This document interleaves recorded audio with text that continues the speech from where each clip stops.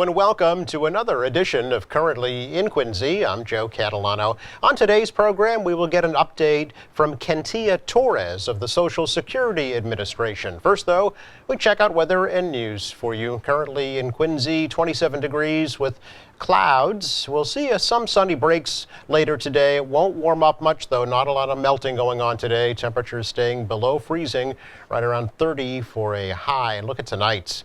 We bottom out into the mid-teens this evening, and it sets us up for a relatively chilly weekend. I think tomorrow is the better of the 2 days. We'll have some sunshine, just a few clouds on Saturday with a high into the lower 30s, so a little bit of melting, maybe some showers in the rain variety here on Sunday with some drizzle in the afternoon and a high up around 40 degrees.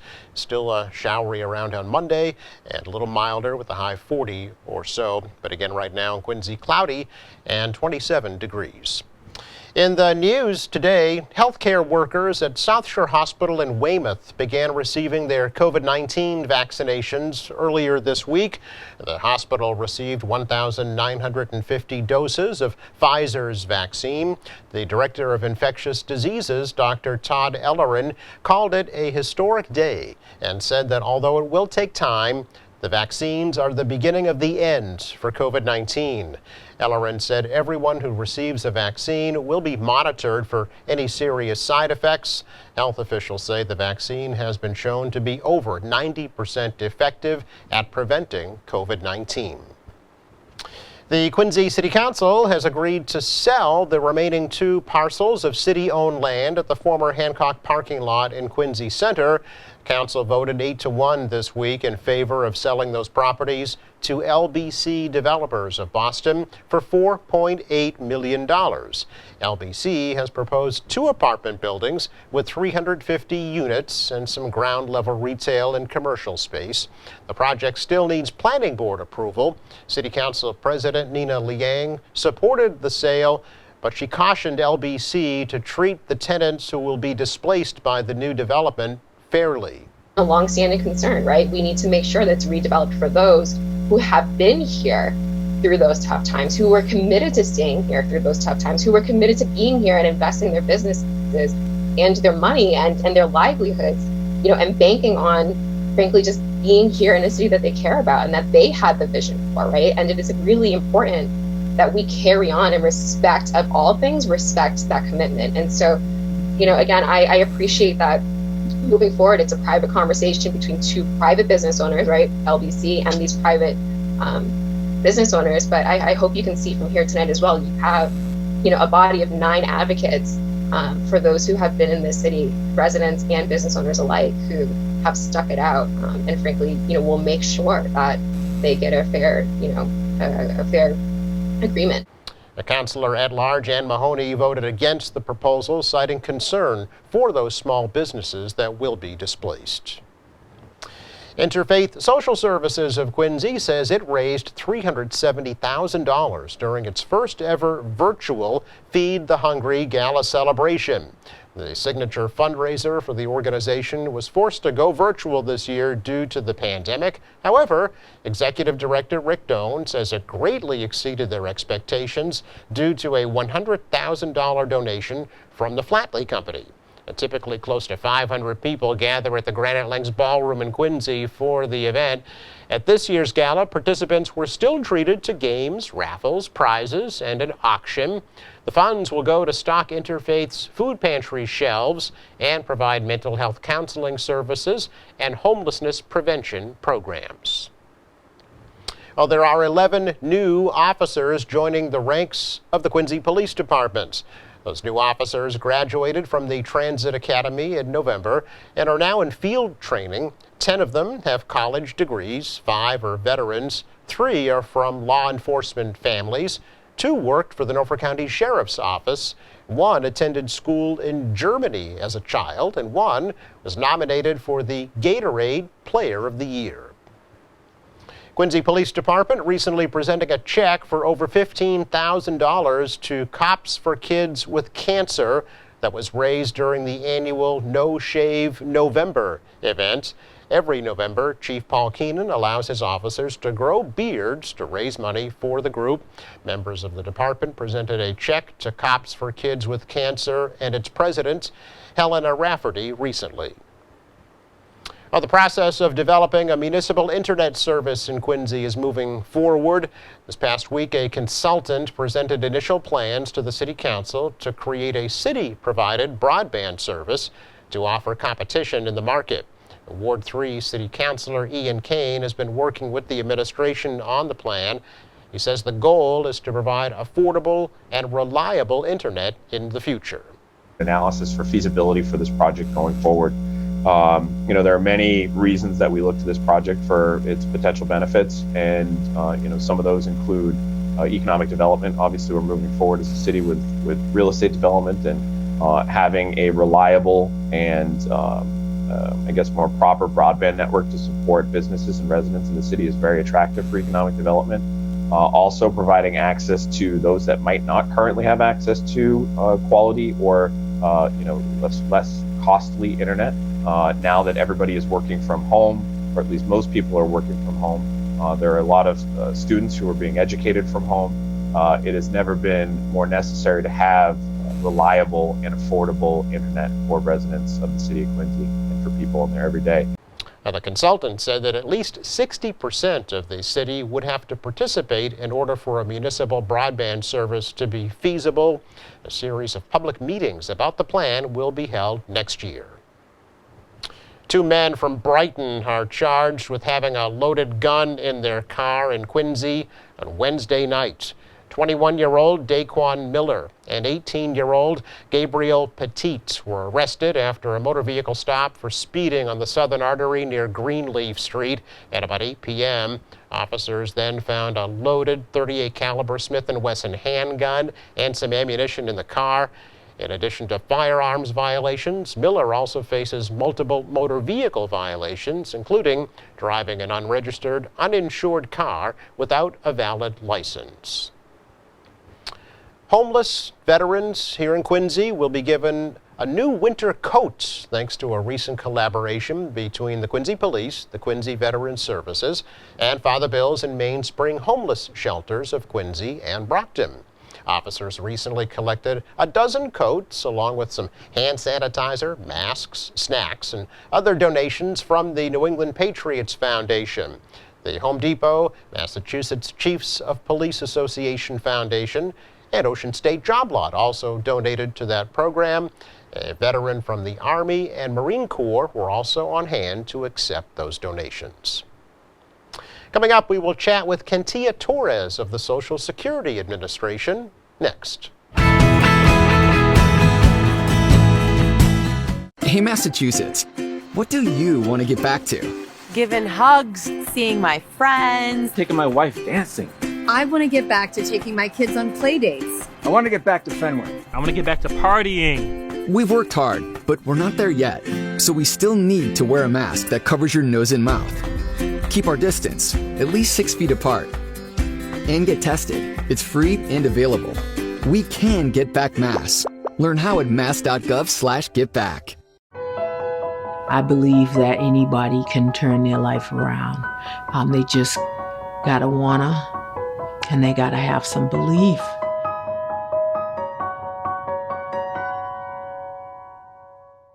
Now more than ever, we need to do our part to prevent the spread of illnesses like the flu. Getting a flu shot will lower the chances of a serious illness and help keep you and your loved ones out of the hospital. Now's the time. Get your flu shot today.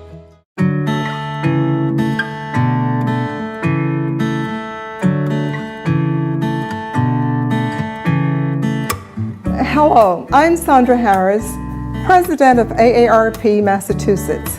It's the little things that can make a big difference in someone's life.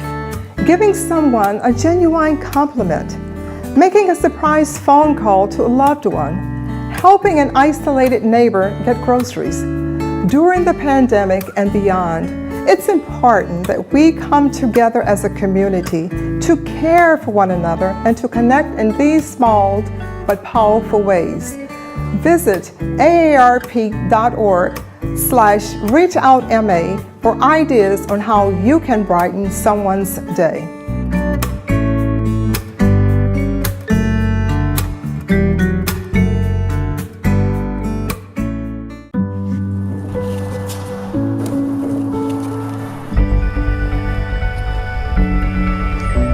Remember. Honor. Teach.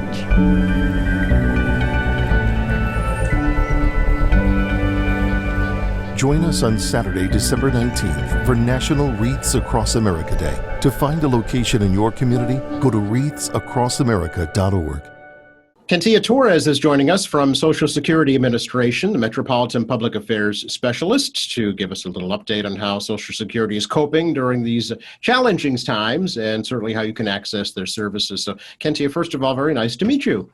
Nice to meet you too. Thank you for having me here today. Yeah, it's our pleasure. We're looking forward to our continued relationship with you taking over for Kristen Alberino, who was here for many, many years and came to Quincy many times as well. And I'm sure you will when you're able to in the future. Oh, yes. It will be a pleasure to be able to join you in the studio. Again, thank you for having me here on behalf of the Social Security Administration. It is an honor to be here today. Oh, thank you so much. How is SSA, Social Security Administration, coping during the pandemic? Well, during this pandemic, we have been coping by offering different options to our clients, like online services and phone services. We are doing everything we can to assist the public. Currently, we are offering face-to-face interview for dire need situations. And the dire need situations are determined by the office. So if you think you have a situation that cannot be resolved online or via our phone numbers, you can contact the local Social Security office at Quincy, and the phone number is 866-593-4392. Okay. And are there regular office hours? Are there people in the office actually? We do have management and some staff in the office, not every day, but the office hours are still 9 to 4, Monday through Friday. We're always ready to help you if you call the 1-800-772-1213 to schedule an appointment. One other thing I wanted to mention is for those dire need face-to-face interviews, you must have an appointment in order to come into the office. Okay, and obviously all the proper health guidelines, right? Wearing a mask and social distancing will all be in effect.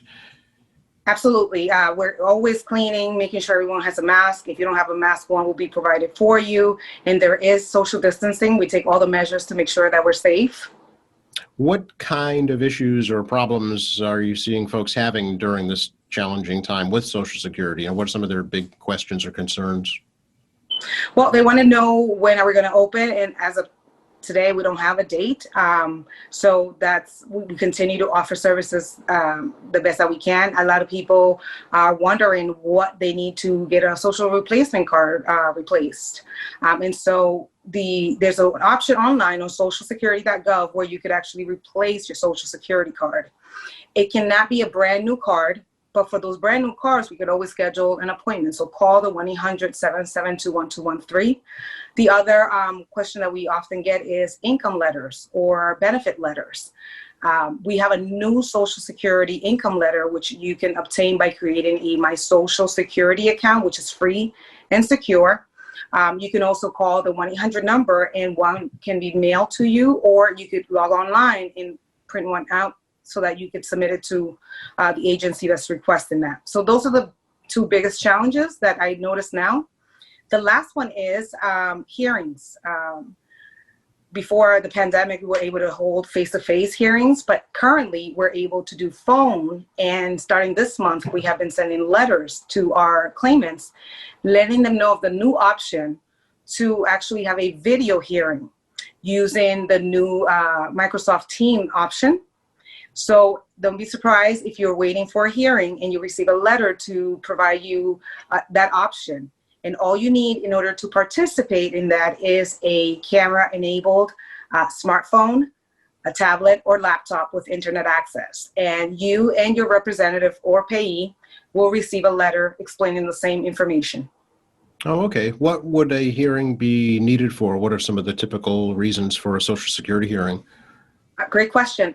Someone who may be appealing and who is waiting for the judge to make a final determination on their case. They are, waiting for a hearing. And so we are trying to come up with ways to make this easier by offering options like the telephone and now video. Oh, okay. Very good. Kentia, how is Social Security protecting folks during this pandemic, especially when it comes to fraud? So what we always say to everyone is Social Security will not just randomly call you, especially if you're not receiving benefits with Social Security. We will call you if you have a pending application or receiving benefits through Social Security. For any further questions, we will ask you security questions. None of us will ever intimidate you or, ask you to purchase a gift card or send us money or anything like that. So if you ever get a call like that, we always recommend that you hang up and actually call Social Security at 1-800-772-1213, 1-800-772-1213 to verify that it was actually one of us at Social Security who contacted you. The other way to report any fraud or any theft, ID theft, would be through OIG, the Office of Inspector General.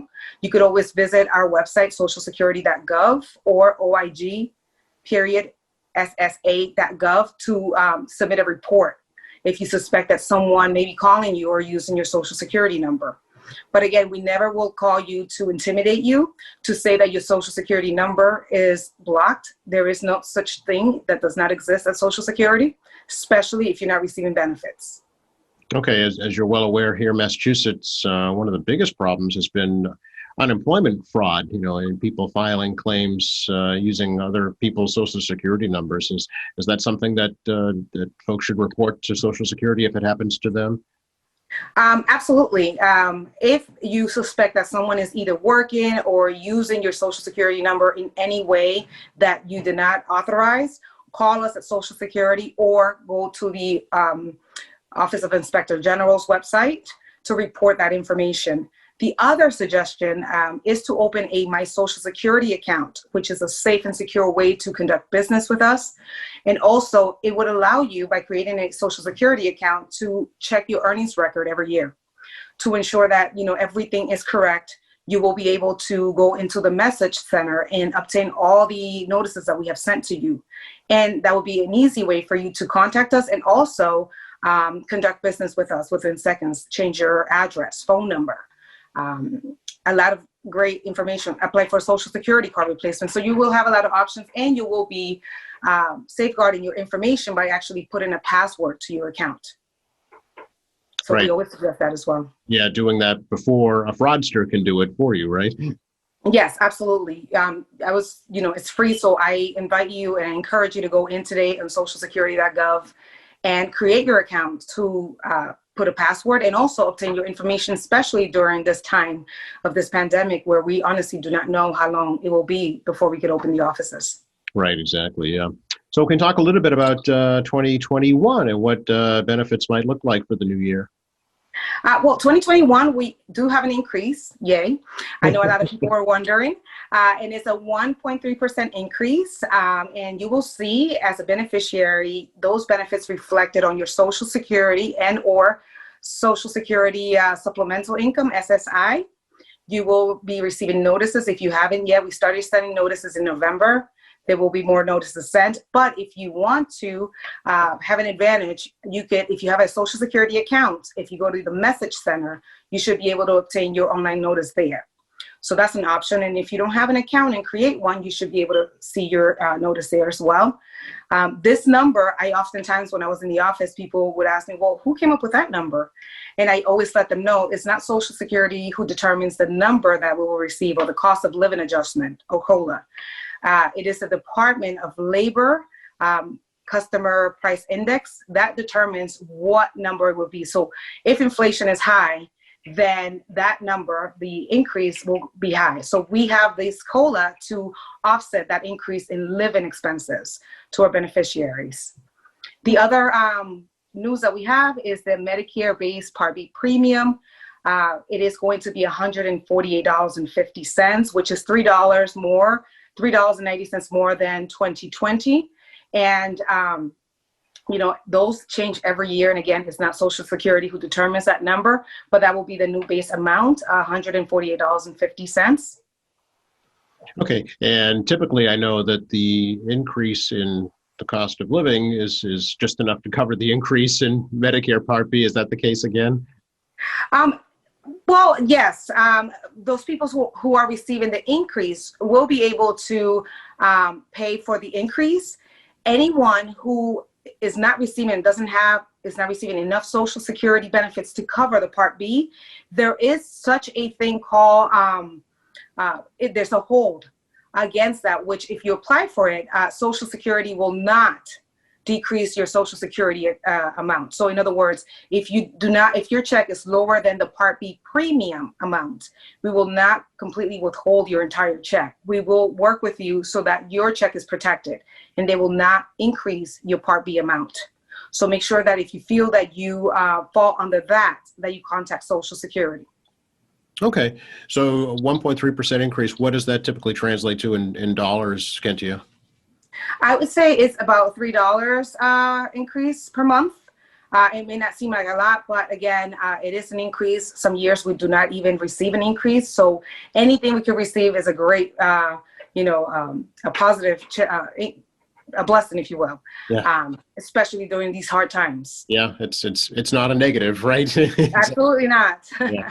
We'll always welcome an increase. Does receiving unemployment benefits impact Social Security at all? The benefits that you receive from Social Security?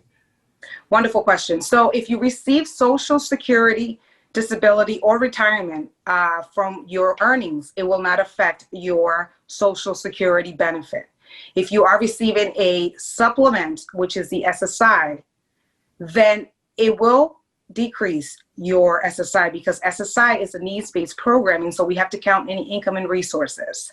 And if you want to verify, again, call your local office, the Quincy office, 866-593-4392 to verify. If you do start receiving unemployment, please let us know as soon as you file for benefits, because by the time you report it to us, there may be a delay and you do not want to receive an overpayment letter. So we always suggest that you contact us right away.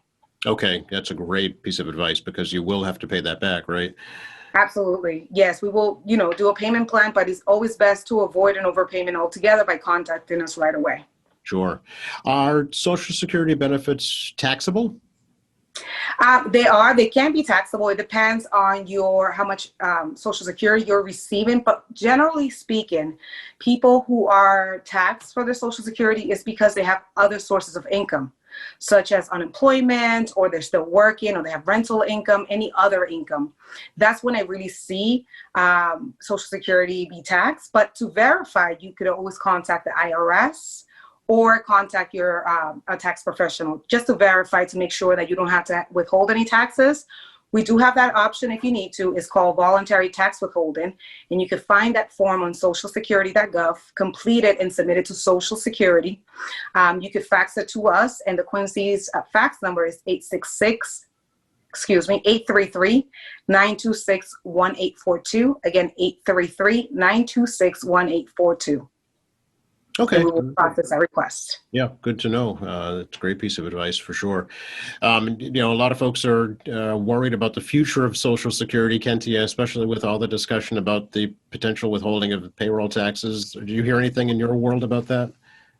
We have not. We do not withhold any taxes unless people request that we do withhold taxes, but it's not something that we would be working here. From what I've heard in Social Security, that would be more IRS or the employer. But no, we have not. And if we do, we will make sure to let you know. Sure. Yeah, absolutely. Mm-hmm. A lot of folks depend on it, as you're well aware.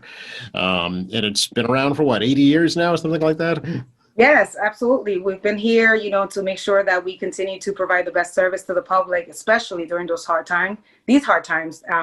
So we're here to help. And if there's ever any information, we will make sure to get it to you.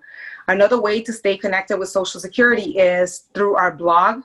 We are on social media, Facebook, Instagram, or if you want to visit our website, socialsecurity.gov, you could actually enter your email address, and we will keep you up to date with all the up-to-date information from Social Security. I'm sure folks ask you all the time, when is the best time for me to start to receive my benefits? Yes, I get that question all the time. And what I say is all we can do with Social Security is give you the information because it's a very personal decision to make. You must be at least 62 years old to file for retirement. So that has never changed. The age of full retirement, that depends on the year of birth. So it will be different for everyone. So they'll go by your neighbors or, your spouse. You have to go by your own year of birth. You also have to check to see, well, are you still working? Because if you apply for benefits before your full retirement age, there may be permanent reductions on your Social Security. And there's also going to be limits of how much you could earn. So again, it's a personal decision to make. If you decide to wait after your full retirement age, there is delayed retirement credits, and that is an 8% increase that Social Security will give you for every year you go beyond your full retirement age. So you may potentially be receiving 132% at age 70 instead of 100% at your full retirement age. So again, there is a retirement estimator on socialsecurity.gov, which is an easy and convenient tool to use. It will actually pull your earnings statements from all your wages throughout your working life and give you what-if estimates so that you could plan ahead for your retirement. Yeah, I've done it. Actually, it's a great tool, and it really helps you plan, or if nothing else, dream. Yes, absolutely. It helps to have those numbers to see, well, can I live on that? Can I really actually honestly do it at 63 versus, 66? And again, it's easy to use. And if, once you're ready, you call us at the 1-800 number, 1-800-772-1213. We can schedule an appointment. But for your information, it takes about 15 minutes to apply for Social Security retirement on socialsecurity.gov. 15 minutes. And when you file for these benefits, one of us in the local office will actually get your application, review it, call you to verify before we process it. And it only takes about 10 minutes for the Medicare application. So, we're always here to help you if you need assistance. It's great. It's great advice. It's great to know for sure. I really appreciate the information. Anything else we should add right now, do you think, Kentia? Just wanted to make sure that that you could create a socialsecurity.gov and that we're here to help. We are still trying to come up with other ways to conduct business to make it easier for the public. But again, visit our website, socialsecurity.gov, to get any publication that you may need. A lot of these, a lot of the questions that you may have already been answered, and there is a question and answers tab on socialsecurity.gov that you could visit. There's also publications in many languages. There's a way that you could translate the website to the language that you prefer. So again, socialsecurity.gov, or call us at 1-800-772-1213 if you need any more assistance. Great. Well, it's been a pleasure to meet you and chat with you. I really appreciate it, and I'm looking forward to doing it in the future. Thank you very much for having me today. It's been a great pleasure, and have a happy holiday. And see you next time. Thank you.